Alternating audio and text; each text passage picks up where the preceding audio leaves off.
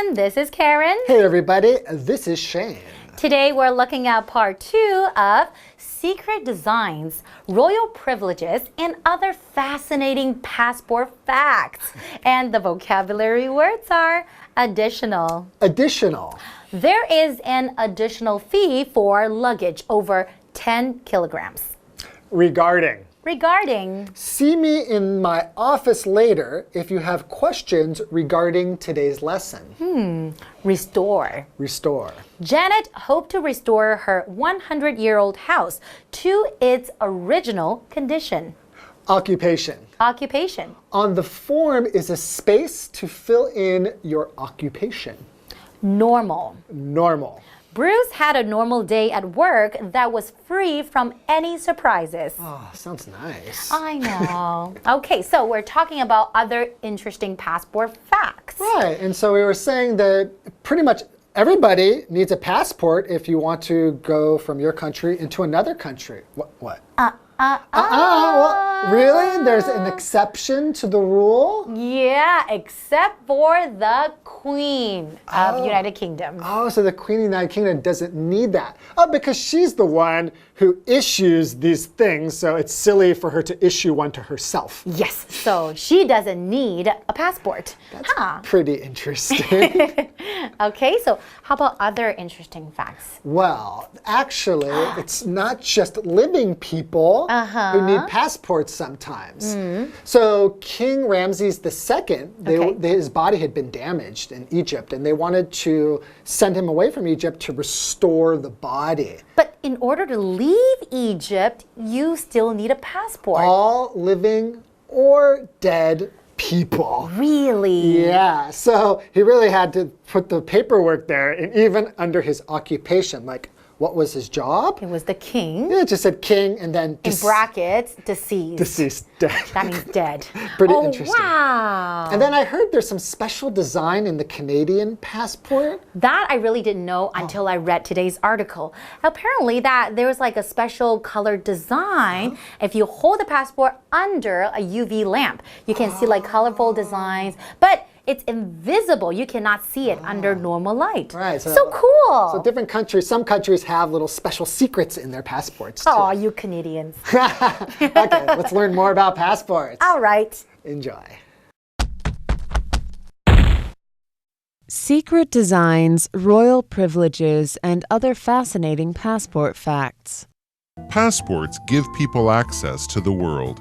Here are some additional passport facts. The Queen of the United Kingdom doesn't need one. In the UK passport, the message regarding safe passage reads, "In the name of Her Majesty."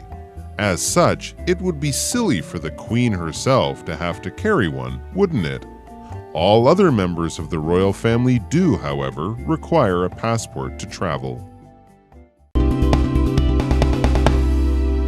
Today's lesson is called Secret Designs, Royal Privileges, and Other Fascinating Passport Facts.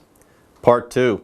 Hi everyone, my name is Jeff. And I'm Mike. Yeah, we're learning about passports, that super important travel document that you always take with you when you're going overseas. But we've learned that the passport is more than just that little book that you need to go through immigration and customs. It has a long and interesting history. The first passport mentioned in writing was back in the Bible. It was a letter written by a Persian king to allow an official to travel around, but it worked in the same way that passports do today. We learned about passports in the Bible, or that one mention of a passport in the Bible, and also passport colors. That's what we talked about last time. And we've got some more fun facts for you today, so let's go ahead and get started. Passports, everyone, give people access to the world. Here are some additional passport facts. Hey, there are more facts coming up. Amazing. Well, that was yesterday. I kind of already said that. And it's carried over into today. All right, well, let's look at these additional facts, these extra facts. Something additional, this adjective is the same as extra, bonus, added on, more than you could possibly have imagined. There is an additional fee for luggage over 10 kilograms. says our example sentence, there's an extra fee for luggage over 10 kilograms. If you don't have the luggage, you'll pay this much. If you do, you have to pay a bit more, an additional fee. So there's one and then another, and then you have to add them together. That's it. Add additional. Yeah, There you I go. think you guys get the Passport idea. fact number 1. For today. This would be in total passport fact number 3. Get this. The Queen of the United Kingdom doesn't need one. Yeah, earlier on day 1 I said, oh yeah, that Persian king back in the day there, he didn't need a passport because he's a king. I wasn't joking. Some members of royal families don't need passports, and the Queen there in the United Kingdom and England and whatnot does not need a passport. Yes, in the UK passport, the message regarding safe passage reads, in the name of Her Majesty.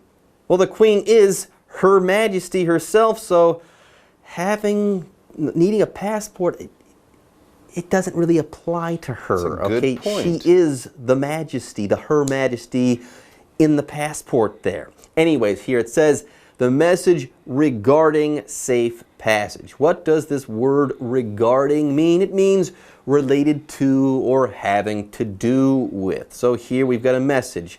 What's the subject of this message? Okay, well, the message regarding safe passage, that's the subject here. What does it read? It reads, in the name of Her Majesty. Anyways, for example, see me in my office later if you have any questions regarding today's lesson, okay? All right, so British passports on the inside, and I believe Canadian passports, other countries in the Commonwealth that used to be part of the British Empire, they say, let this person travel in the name of the Queen, under the Queen's protection or using her power or something like that. So, with that written in the passport, think about this.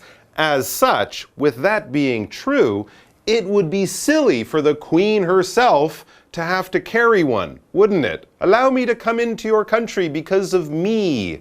You know, that would work if you're the Queen. On behalf of me, on behalf of me, in. let me come into your country because of my power. If you're a normal person, don't try this. Only do it if you're a king or queen, and only a king or queen. As we reach the break, all other members of the royal family do, however, require a passport to travel. So Prince Charles, William, Harry, Meghan, all the whole gang, they all require a passport. I guess Charles, the Queen's oldest son, will have to give his up when he becomes the king at some point, right?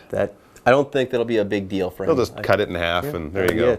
Anyways, folks, with that, it's time for us to take a break, but don't go away. We'll be back soon. Hello， 大家好，我是 Hanny。我们在第一天的课文读到，护照最早是在圣经里面有提到。那还有各国的护照多半是红色、蓝色、绿色或是黑色。今天课文还会介绍更多其他护照的有趣事实。好，那么第一个就是英国女王不需要护照。英国的护照内页上面有印着这个关于安全通行的文字，它就写到说 ，In the name of Her Majesty， 以女王陛下的名义。所以如果女王自己还带护照，不就意味着我就代表了我，以我的名义，你要让我通行，这样听起来不是很可笑吗？不过其他的皇室成员他们还是需要护照才能旅行的。好，这边补充一下，文中的Her Majesty 是对女王的敬称，表示女王陛下。那如果是国王，我们就是用 His Majesty 来做敬称。刚刚两位老师有用到一个片语叫做 on behalf of somebody， 这是表达说代表某人，以某人的利益为考量。他们是要说女王代表了自己这样子。好，那这边还有两个单字 additional， 它是形容词，形容额外的、附加的。那 Mike 老师在解释单字时用到 bonus。bonus 这个名词可以指额外的好处，或者是可以指红利奖金。下一个单字 regarding 这个介系词就表示关于或是至于。接回课文中。Secret designs, royal privileges, and other fascinating passport facts. The mummy of Ramses II had a passport. In 1974, Ramses II of Egypt was issued a passport even though he'd been dead for over 3,000 years. The Egyptian government needed the help of some experts in France to restore his damaged body. But to leave Egypt, anyone, living or dead, must have the proper papers. His occupation was listed as king, deceased. Okay, folks, let's move on to fun passport fact number 4. The mummy of Ramses II had a passport. Really? But he's a king too. Also a mummy. If you're a dead king, you need a passport, but if you're a living king, you don't. Why, wait, why do you need a passport if you're dead? Yeah, let's find out about this. First of all, a mummy, as many of you might know, and as I'm sure you've seen before, is one of those wrapped up old Egyptian bodies, right? They put them in the big boxes, the coffins, the sarcophagi, and buried them underground or in the pyramids. And so those bodies are mummies, and if you go to museums around the world, mummies are popular exhibits. We can see mummies at the British Museum, at the museums in Berlin and Germany, all over the place. So these mummies are important historical artifacts, like an ancient painting or statue or something like that. This is why this makes sense. In 1974, Ramses II of Egypt, who had been, not around a long time, was issued a passport even though he'd been dead for over 3,000 years. So it wasn't like, oh, we have to give this mummy a passport so that it can pass into the afterlife or something like that. No, not that. Interesting. Yeah, apparently the Egyptian government needed the help of some experts in France to restore his damaged body. So this used to be a person, obviously, this mummy, but now it's really just a historical object, a thing, and it's traveling to be restored, to be fixed up. That is what it means to restore something. This verb basically means to fix, but to fix in a way that you're bringing it back to its original condition. And they do a lot of restoring of paintings and things that are damaged by time, right? So in France, I guess they had the experts to restore Ramses II's mummy. Let's look at the example sentence. Janet hoped to restore her 100-year-old house to its original condition. Great idea. It often costs a lot to restore things, though, doesn't it? Anyways, back to Ramses II and why this mummy needed a passport. Yeah. The next sentence says, but to leave Egypt, anyone, living or dead, must have the proper papers. So he needed to leave to be restored in France, so he had to be issued a passport, even though he was dead. And earlier I talked about his information. How complete can it be? Well, apparently it was somewhat complete. His occupation on his papers, on his passport there, his occupation was listed as king deceased or king dead. How about that? That was his occupation, by the way, while he was alive. By the way, your occupation, it's your job. It's what you do for a living. For example, on the form is a space to fill in your occupation. Tell us what you do for a living, what's your career, so on and so forth. All right, everyone, with that, it's time for us to take a short break. But don't go away. We'll be right back after this. 下一个要介绍的有趣事实是，拉美西斯二世的木乃伊有护照哈？木乃伊为什么要护照啊？原来在1974年的时候，埃及政府需要法国的专家来帮助修复这一具木乃伊的受损身体，但是要离开埃及，任何人不管死活都必须要有合乎规定的文件。于是拉美西斯二世他即使已经死了3000多年，他还是拿到一本护照了，然后他的职业还被列为这个国王已逝，就是已经过世的国王。好，那么 deceased 这个字可以当形容词来形容去世的，那么也可以当名词来表达死者。好，那我们来看两个单字 ，restore 这个动词表示修复、使恢复。occupation 表示职业或者是工作。那补充单字 mummy 表示木乃伊。Michael 老师在解释木乃伊的时候呢，有提到 coffin 就是棺材灵柩 ，coffin coffin， 还有提到 sarcophagus 这个字是特别用来指石棺，它的复数形式念作 sarcophagi。老师还有提到这个金字塔的英文叫做 pyramid， 我们来拼一下 pyramid。pyramid 可以指这金字塔，也可以用来指三角锥体。好，接回课文中。Secret designs, royal privileges, and other fascinating passport facts. Some passports hide secrets. The insides of passports sometimes reveal fun surprises. Quickly flip through a Finnish passport, and the moose in the bottom corner will appear to run. Hold a Canadian passport under a UV lamp to see brightly colored designs invisible under normal light. Though there's plenty to discover about passports themselves, the most interesting passport is one that gets put to use. Safe travels! All right, let's move on to another fascinating passport fact. Get this. Some passports hide secrets. Ooh, wow. Mysterious. Secrets inside passports. Very interesting. Now, these secrets are actually there so that it's hard to copy the passports. Because like copying money, many criminals would like to copy passports in order to do crime. So governments, like with money, they put secret things in there. You can hold it up to the light. You can check to make sure it's a real one. It's very hard to copy these little security measures, as they call them. But it really does lead to some interesting results. It says the insides of passports sometimes reveal fun surprises, things you wouldn't expect to find in an official travel document like that. Here's a great one.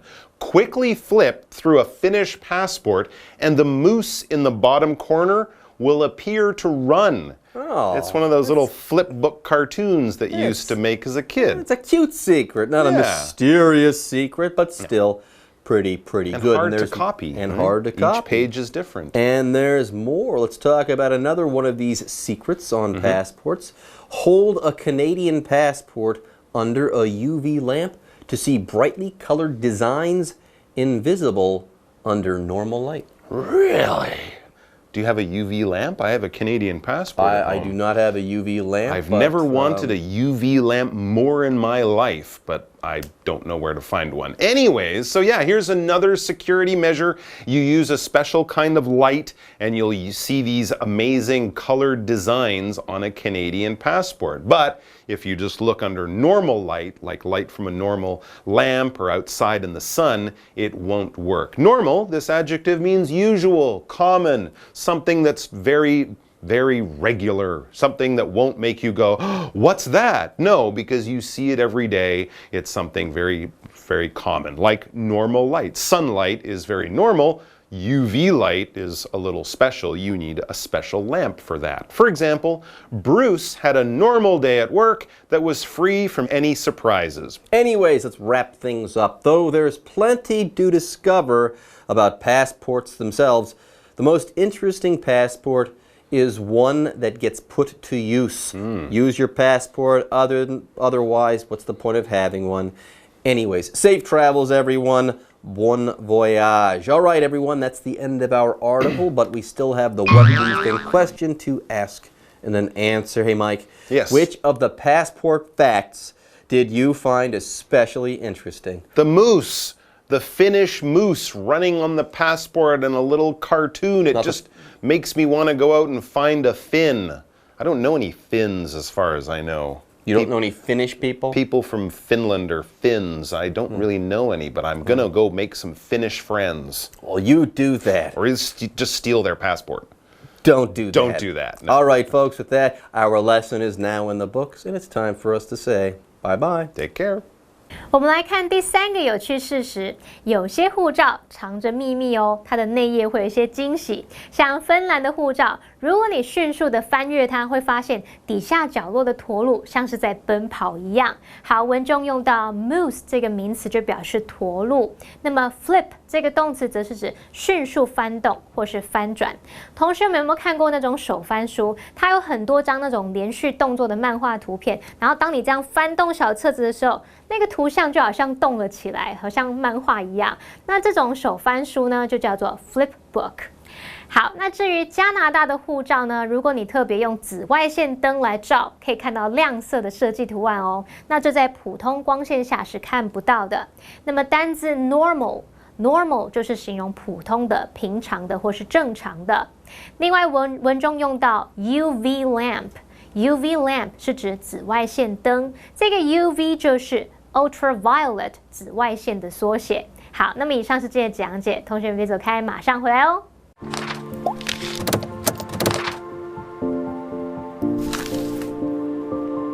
大家好，我是 Hanny， 欢迎收看我们的文法单元。今天要介绍文法重点有2个，第一个是 in the name of somebody or something 的用法，第二个是过去完成式。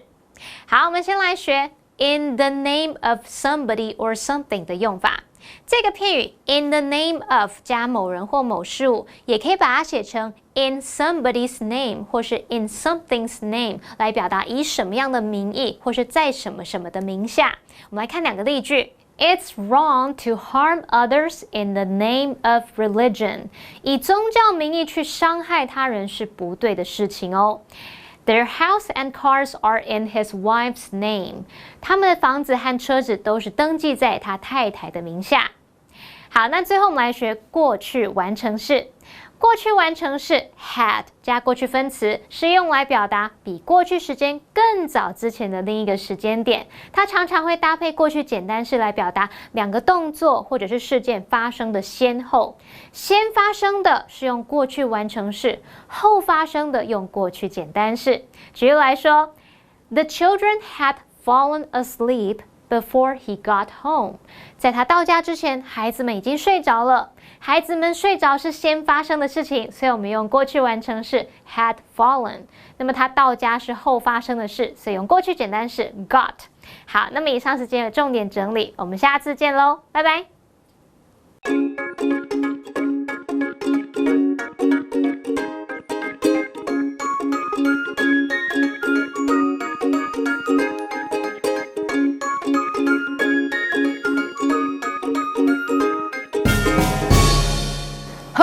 Everybody, welcome to English in Action. 你怎么？我觉得不舒服。Seriously? No, today's topic. Oh, okay. Gotcha. Very funny. I'm Shane. Okay, I'm Holly. OK. 好，我们的主题就是我觉得不舒服，我进对话喽。因为跟他一定会觉得不舒服。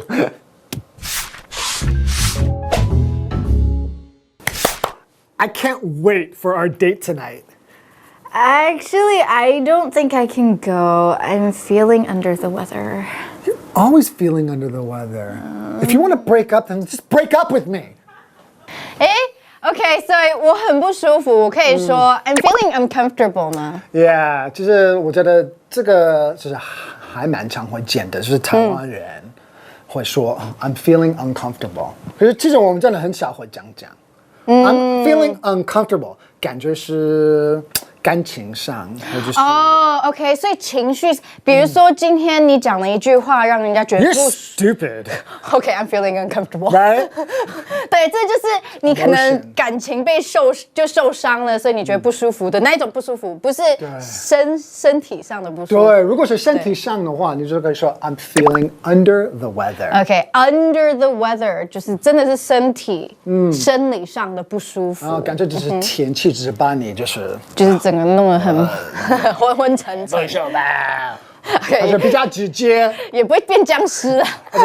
比较直接可以说 I don't feel well。对，所以我就是 feel well， 其实就是觉得身体上对，是身体，对，所以我不觉得舒服，就是身体上的，或者是 I'm sick， 对，非常直接，就是我生病了，对，就我感冒了，I'm sick。对，所以有这3个可以讲，千万不要讲 I'm uncomfortable. Okay, are you ready then to learn lots of English from us? If you're ready, then 看我们就对了。I'm feeling under the weather. I'm feeling under the weather. I don't feel well. I don't feel well. I'm sick. I'm sick.